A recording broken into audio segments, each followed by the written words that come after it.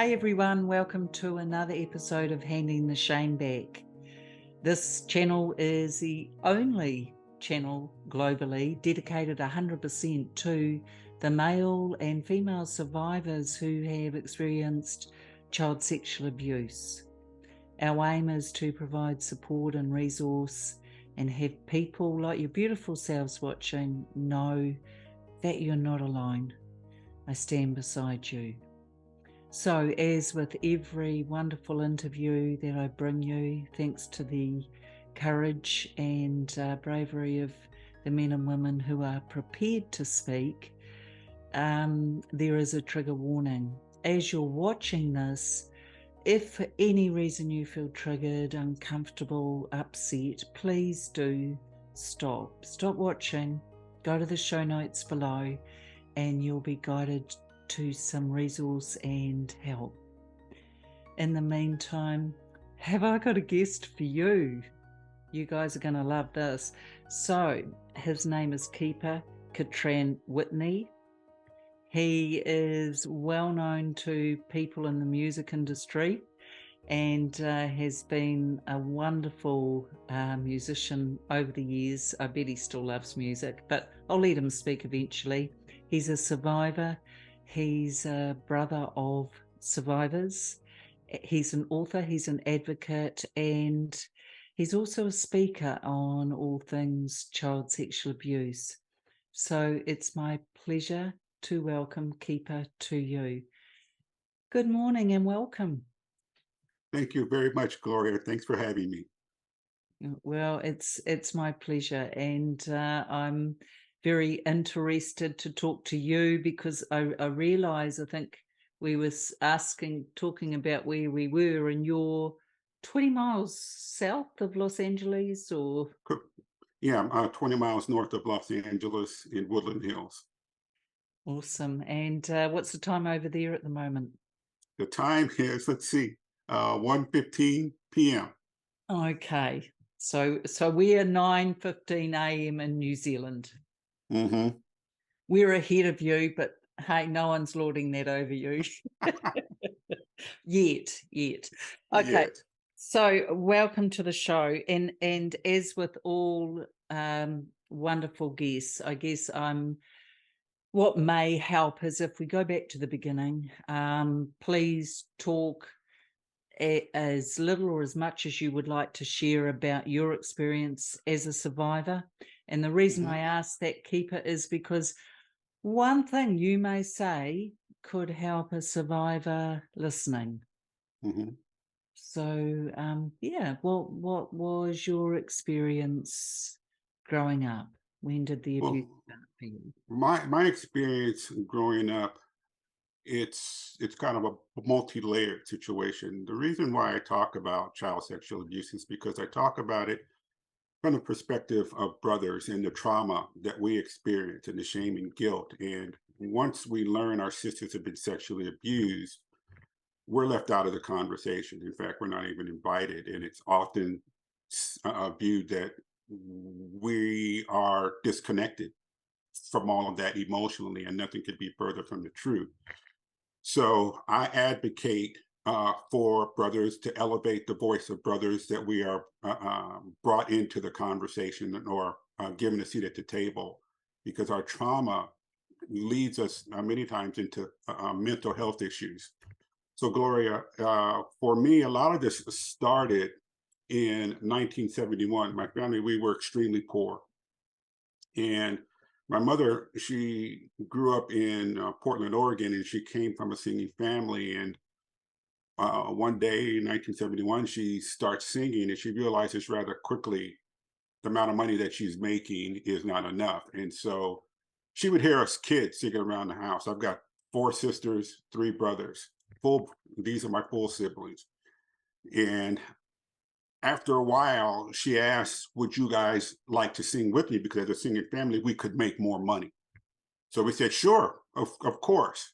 The next thing you know, we eight kids are singing in after-hour nightclubs all over Los Angeles on weekends. One Saturday, we are singing and we are pretending we are the Jackson Five when the phone rings. My mother walks over to the phone. Hello? Who? Say that again? And then she puts her finger to her lips and said, shh, Michael Jackson's on the phone. Yeah, that Michael Jackson. And she gives the phone to my brother and says he wants to talk to you.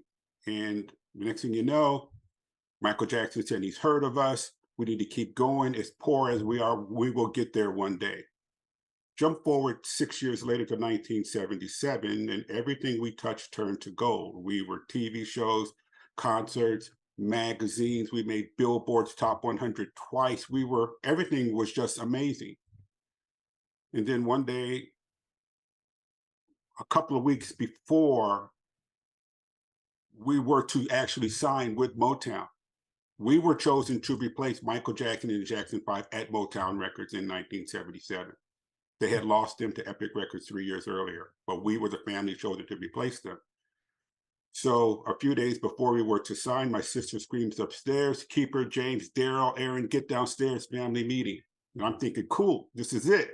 We're about to become rich. We're about to become famous. And I jet into the living room. And my 7 brothers and sisters are already there waiting. But my sisters, the 3 youngest, twins, and a sister older than them, they were huddled in a corner of the couch, and they were doing something that was uncharacteristic of them. They weren't talking. All they did was talk. They laughed and joked all the time, but this day, nothing. My older sister, she was pacing back and forth in front of the archway, leading from the foyer into the living room. And I thought, that's odd, because she was very mad. I take my seat, look around. Okay, this is supposed to be a joyous occasion. My mother and stepfather enter after I do. We have a brown recliner in the living room, and my stepfather goes over and he sits in the recliner. And then he bends over and puts both hands to his face. And I'm thinking, is he sick? Now, my mother is very bubbly, effervescent, full of personality, but she doesn't say a word. She walks to the front of our living room and turns and faces us. Unbeknownst to me, I was about to hear the words no brother ever wanted to hear, words no brother could ever prepare for. She says to us, your stepfather has been molesting your sisters for years. What? My head is spinning. I couldn't comprehend what I had heard. I had come there to hear great news, and now I am just knocked backwards, me and my 3 brothers. Because everyone who entered the room, 6 people knew what the conversation was going to be. My 4 sisters, my mother, and my stepfather. But we boys, we had no idea. Then my mother dropped another bomb. She said, I have known all along. Wait a minute. Relationships between brothers and sisters that could never be broken crumble. They just lay on the living room floor. My sisters they no longer wanted to talk to us innocent brothers. In fact, my oldest sister, who was pacing back and forth in front of the archway, spun around and pointed to us boys and said, you can't talk about it. It didn't happen to you. It only happened to us girls. You can't talk about it, ever. Understanding why she was doing that to protect herself and my 3 younger sisters, of course. But when you are a brother in that situation at that moment, the people you need to speak to the most, now telling you they no longer want anything to do with you, we were lost. We were confused. I would love to tell you my journey of sexual abuse actually started there, but it didn't. My personal journey started 6 years earlier, when our babysitter sexually abused me and my older brother almost daily for 6 months. So if you flip a coin, On one side, I am the damaged side. On the other side, I am the collateral damage. So as a brother, what do you do? Where do you go? There is nothing for a brother to do. I decided to go to some bookstores and look at some magazines because Google hadn't launched at that time. So there was no search engines or anything like that. There were tons of articles and books for women and girls about their abuse, but it seemed as though society had decided brothers were irrelevant. Our feelings didn't matter.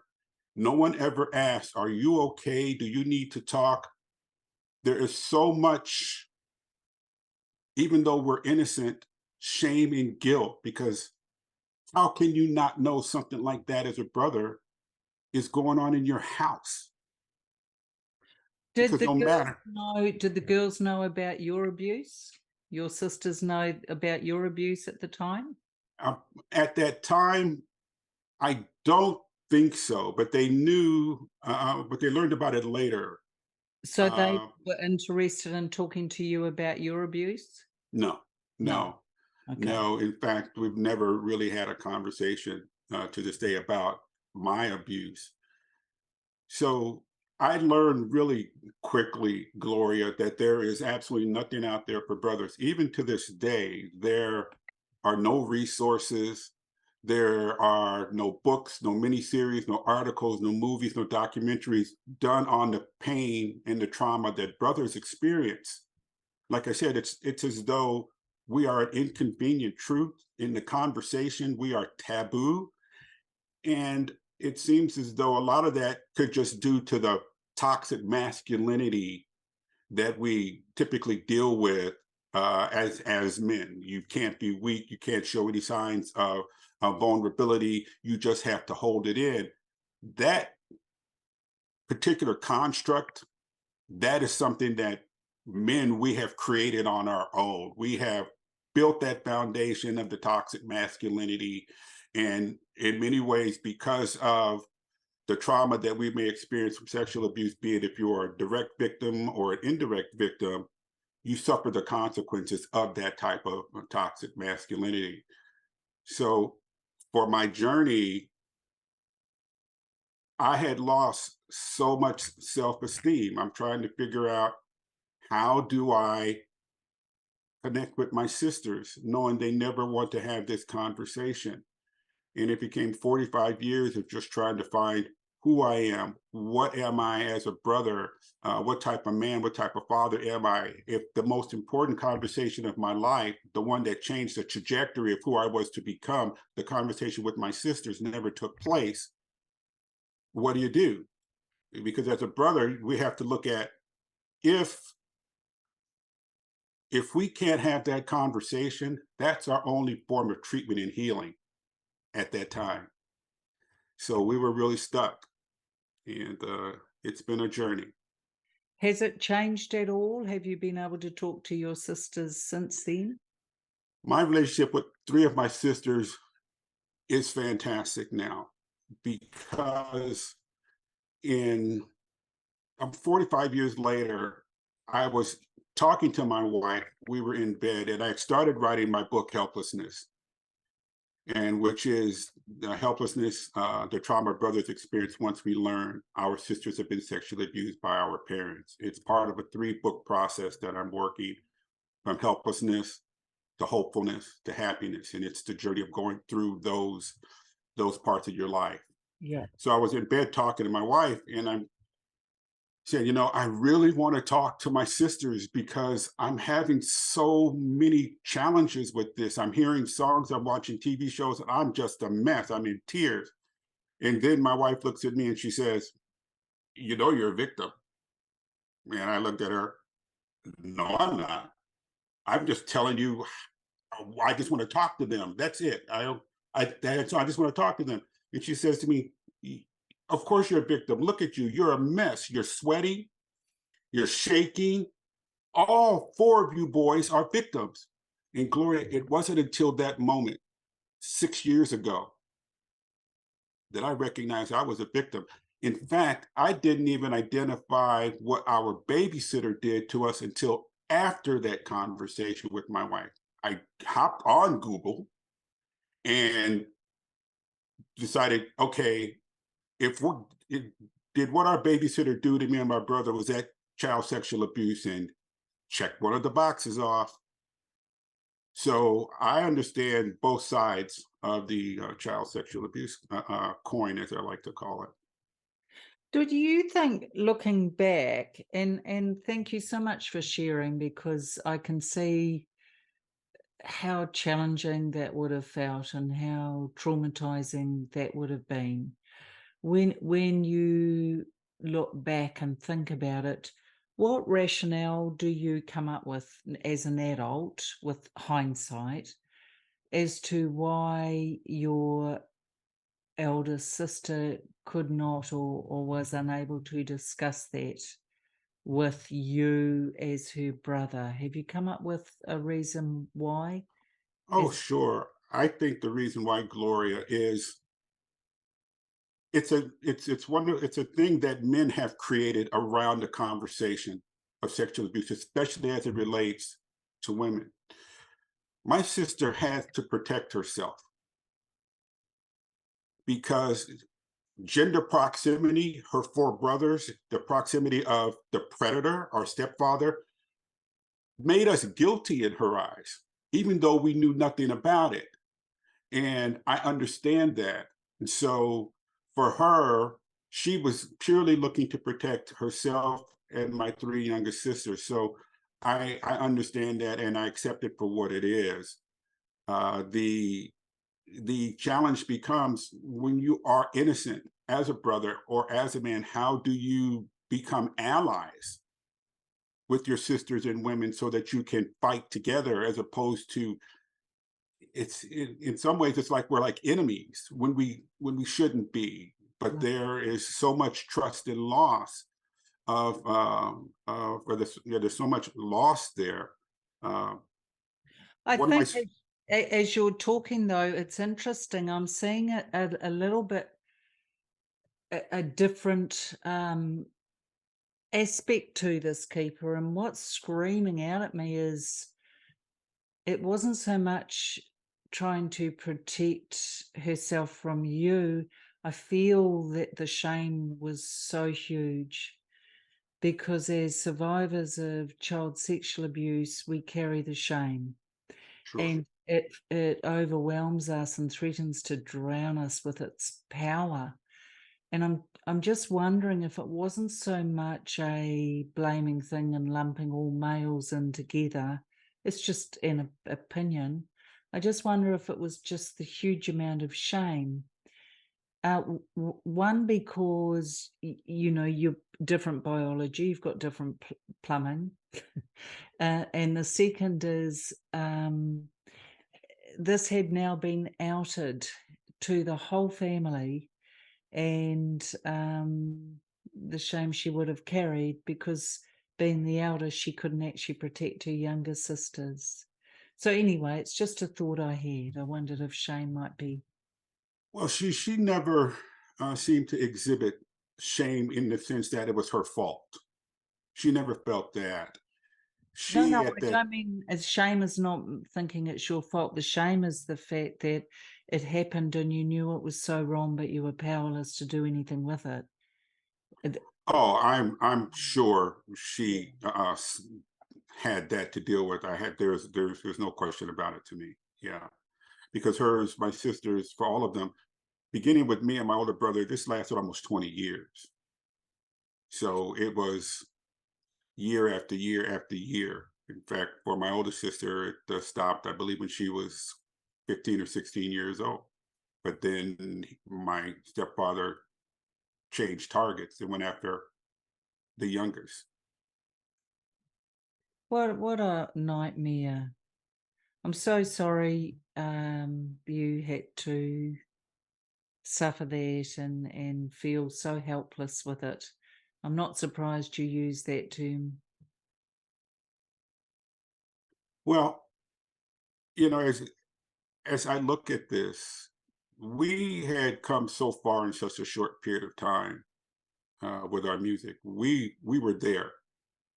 I like to think of it, the bus was outside the house, it was revved up, it was running, the driver was ready to go, and the doors were open. All we had to do at that time was walk out the house and step onto the bus, and we were gone. But I now look at things differently, where I used to think my family's gift was to bring music to the world. I think my family's gift now is to give this story to the world, and in particular, give brothers, for me, a voice in the conversation. One of the things that we began to hear for years after our sisters said we couldn't talk about it was we would hear the whispers, how come you boys didn't do anything? How come you boys didn't hear my weeping? How come you didn't hear my tears? How come, why didn't you? And talking to one of my sisters about it, she said, it wasn't until I read your manuscript, I had no idea you boys were carrying all this. I thought you just didn't care. I didn't know it's because you all were told you guys can't talk to us. And so there was that disconnect for brothers and sisters. And I think we have to get to a point where we can close that gap so we can have these conversations.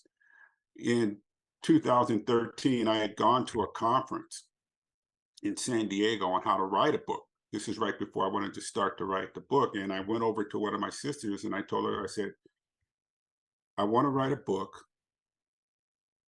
but I don't think you're going to be happy. I want to write a book about what happened to us from a brother's perspective, the trauma and the pain that we suffered. And I was waiting for her to just explode, but she didn't. She said, of course you should write a book. I've never heard of a book from a brother's perspective and what you guys were carrying. Your story is not my story. It's not us girl's story. It is you boy's story, and each of you should write your book. And so I was completely taken aback because I was expecting, it was my first time talking to her about what happened. And this is what she gave me. She gave me this gift. Not that I was looking for permission because I was going to do it anyway, but you don't, for me, did not want to alienate anyone any more than is already happening. So I went to San Diego and I got called up to the room to share my story. And when I went back to my desk, and sat down at the table, I was flooded by women saying, I wish my brother had heard your story. I wish my brother could have been more like you. And I'm like, well, I'm not the hero you think. But it was coming at me all so fast, Gloria. I got up and I left the room and closed the double doors. Within seconds, the double doors burst open and more women surrounded me. And I didn't know what to do because I'm just telling a story about a book I want to write from a brother's perspective. And I'm hearing women say, I should have spoken to my brother. I wish he was here. I had no idea this is what my brother was going through. I just thought they just didn't care, and I get all that, but three stories really stood out. It was three women who told me that their brothers committed suicide because they weren't able to protect them once they found out what had happened in the house. And so these are the type of burdens that brothers carry in silence, because as I said earlier, no one asks if we're okay or if we need to talk, and we need to talk. And I've spoken to many men who are brothers who are very who very much feel the same way. I As I was writing my manuscript, my father-in-law, who is white and Jewish, he passed away about 4 years ago. Love him to death. Just spectacular man. He had never mentioned anything about my story or my manuscript, even though he knew a bit about it. And then one day he calls and says, "Can I come over to the house?" And I said, "Sure, Dad. I'll be over there. I'm on the way." And I get there, it's just him. My mother-in-law, who is normally in the house, is no, she's gone. And he says, "I need to talk to you about something because I'm reading your manuscript." And I said, "Okay." I'm thinking he's really upset with something that I wrote. And he then says, "You cannot tell anyone this story until after I pass away." Okay. He then proceeds to tell me, and at this time, my father-in-law is 92 years old. "I need to tell you something. I need to tell you, when I was 16 years old, the neighbor above us in the apartment upstairs was molesting my older sister. And I happened to go upstairs to get her, and I saw what he was doing. And because he saw me, he stopped." He says, my father-in-law then says, "It happened another time. And I wanted to let you know I understand. I understand what you're writing about." My father-in-law and I, we come from different sides of the tracks. He grew up in Brooklyn. I grew up in LA. He's white. I'm black. He's Jewish. I grew up Baptist. Our educations are different. He went to college. I went to 11 grade schools before I graduated high school. He had a very stable home. I lived in 21 different places. I was homeless 3 times. And yet here we are, two men from completely different backgrounds, understanding that this topic crosses race, religion, politics, education. It crosses everything. Yes, it does. And I think it's a typical subset actually of the whole arena of child sexual abuse. Mm-hmm. It's age, it's indiscriminate of age, Mm-hmm. race, creed, uh, socioeconomic. I guess what you're really describing is the sense of helplessness that brothers feel. And I guess one of the things I wanted to ask you, because of course you've got your own personal trauma and history of child sexual abuse yourself, do you feel that it's changing now? Do you feel like the narrative is changing, or that there is more permission for what you're describing, which is brothers being able to brought into this? I would hope that that has changed. I would hope that it's not quite as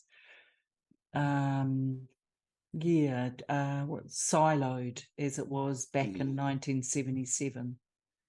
Well, I would say today, the only person that I know of who's even speaking, who is advocating for brothers to elevate the voice of brothers, is me. I've spoken to so many people who have said, "I have never heard of a story from a brother's perspective." I would say this, however, I think the atmosphere, the environment is ripe for change. It's certainly ripe for more diverse conversation, just because of the way the world is shaking out. We have so many of our challenges here in America around race, sexuality, around education, around women's rights. But my children's generation are the generation that will begin to make headway with all of this. I am 64 years old, and this is what I'm about, bringing a voice for brothers. But I know my generation, there's still a tremendous amount of pushback on very difficult conversations, especially those that have to do with sexual abuse. uh, this it's maddening, and I don't need to tell you that. You know it better than I do. But I think, as I said, the atmosphere is changing for broader conversations because of technology allowing your broadcast is in so many countries. It's on so many channels. From 20, 30 years ago, that opportunity for you to spread your word, Gloria, about hope, about survivorship, about all the things that we need from support, tools, and things like this, it wouldn't have been possible. No. But now it's more possible because of so many people now taking advantage of the technology. And I agree with you, and I also think, and thank you for that, Keeper. I really appreciate that. But I also want to add this kind of misogyny or this toxic male culture that you talk about. I think women are a little complicit in this, and it could be what we call that unconscious bias, because Hmm.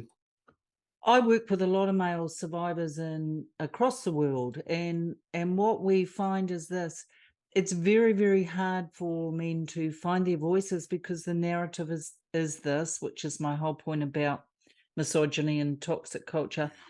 You don't have permission to be vulnerable. You don't have permission to be weak. You don't have permission to cry. You are meant to Yes, protect, care for, advocate for, yes, and be the big, strong toughies. yes, Now, unfortunately, that is still exists today. So it's very hard for men then to come forward, in your case as a survivor yourself, Keeper, but also as a brother who wants to advocate or help support your beautiful sisters, because the narrative isn't there. And yes, and so all I'm saying to you is you can see the great divide, and women buy into this as well. And please, beautiful survivor family watching, I'm not judging men or women because I honestly don't.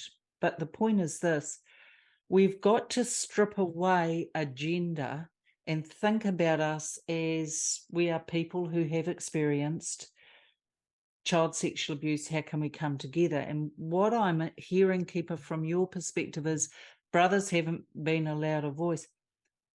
Thank you so much for bringing Y- this you to. are absolutely correct when it comes to the language. I was with a female doctor, and she had read my manuscript, and she said it's one of the most powerful things that has ever crossed her desk. And she said, "This is what I have come to realize: language, as good as it is, can be weaponized."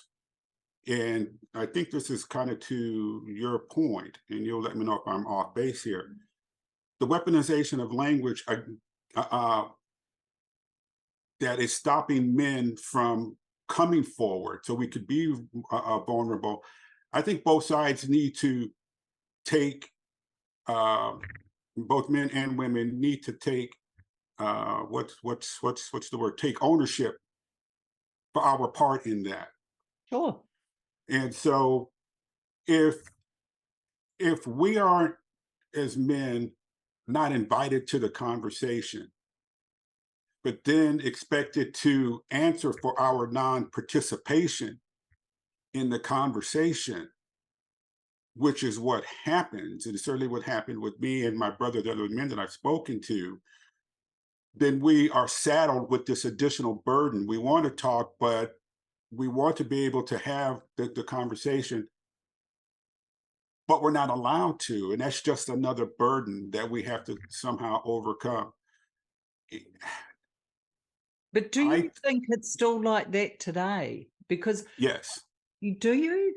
yes. Well, certainly from my experience, and that's the only thing I can draw on. And my example that I can give you is this: I spoke to a couple of women, and I've spoken to many women and many men, but these two particular women I spoke to about my book and giving rise to voices so brothers can talk, and also so that sisters can learn from my family's experience. I'm like, oh, I never thought that that's what my brother might be experiencing, the trauma that this guy might be carrying. I had no idea. I thought they didn't care. And so as we're talking, I said, okay, so if I wanted to go back and have a conversation with my mother, and they said, well, no, you can't because she allowed your sisters to be abused. I said, exactly, which is why I don't have a great relationship with my mother to this day. But if I did, would you be okay with that? And they said, no. But if my sisters did, would you be okay with that? And they said, yes. I said, well, I don't understand because you're saying they could go back and have a relationship with the woman who made it happen for them. But as a brother, as a man, I can't. And I typically get this answer. It's because you're a guy. You don't understand. Yeah, And see, I struggle with that, keeper, because it's it's um it's respectfully to your family, with respect. It's not healthy and it's not really okay. mhm, This impacts everyone, and I think the fact that you want to be involved, you want to help support, you want to be a part of it, um, so that you can be there, is all perfectly understandable. And I certainly know that the men and women that I'm working with uh, have been able to move on from the shame to be mhm. able to discuss more openly, which is why I'm seeing a shift. Clearly, you're not, but I guess, what advice would you give to, um, you know, survivors watching this that may be experiencing that, either as women who have experienced child sexual abuse and haven't been able to tell their brothers out of shame or fear or guilt or whatever? Um, what advice would you give to them, and also to the men watching who perhaps have knowledge of their sister or sisters being abused? What tips would you give us? Well, for women, I would simply ask that they consider, simply consider that there is information that their brothers, or emotional trauma their brothers are carrying, with the knowledge of knowing what happened to their sisters. To not just assume, because, as one of my sisters said, when you boys found out, you didn't act right away, you didn't strike right away, you didn't beat. And I'm thinking, well, we were so stunned. That doesn't mean we don't care. That means we, like you, don't know what to do.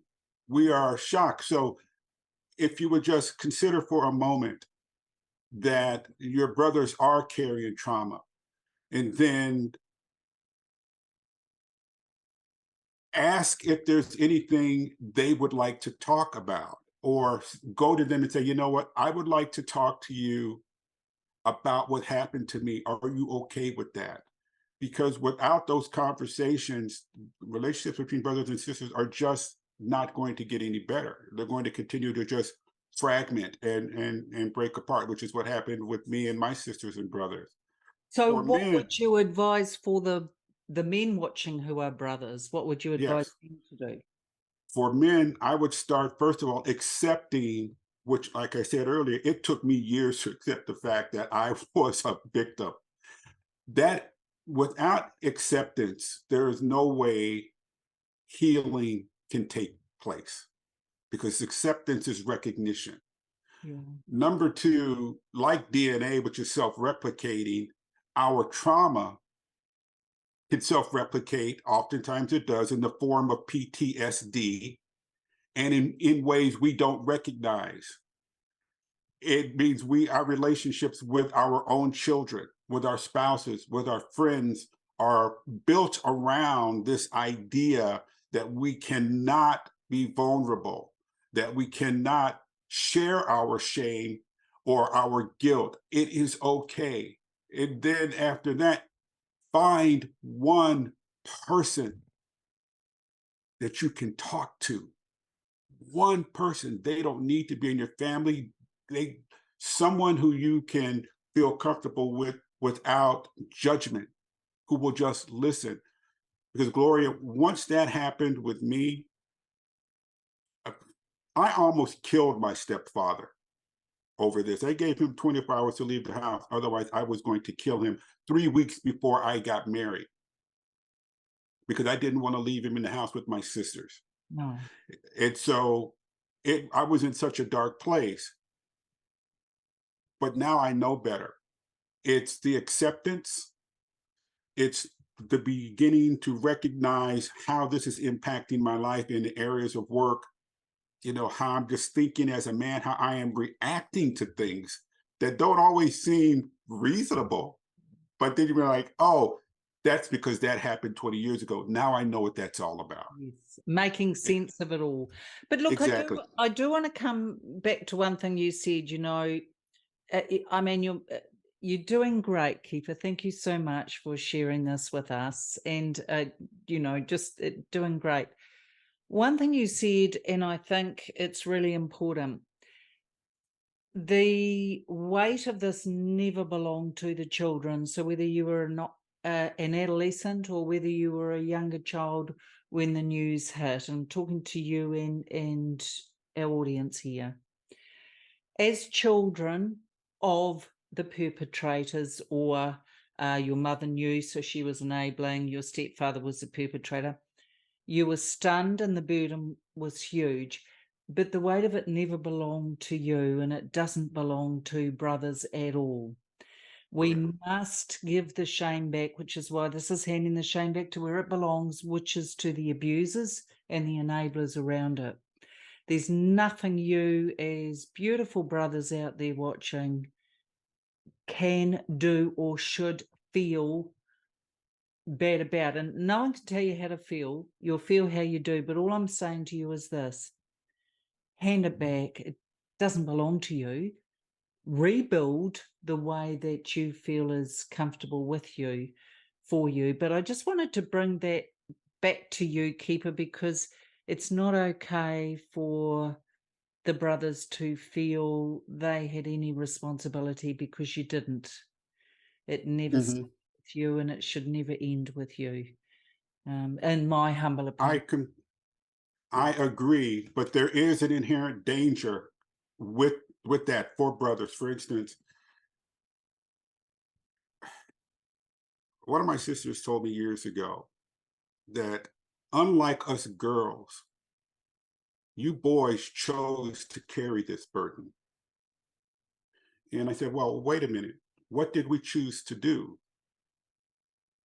And goes back to the language and the weaponization of language and how understanding needs could be better for both men and women. She said, we were forced into what we experienced. You boys chose to carry a burden. And I told her, wait a minute, from the moment we heard, we were forced then to carry the burden. It's not something a brother chooses or wishes to carry. So the language is really important in that you have to not only accept who you are and what you're going through, but also accept that someone else may be experiencing a different type of trauma. Your brothers may be experiencing a different type of trauma.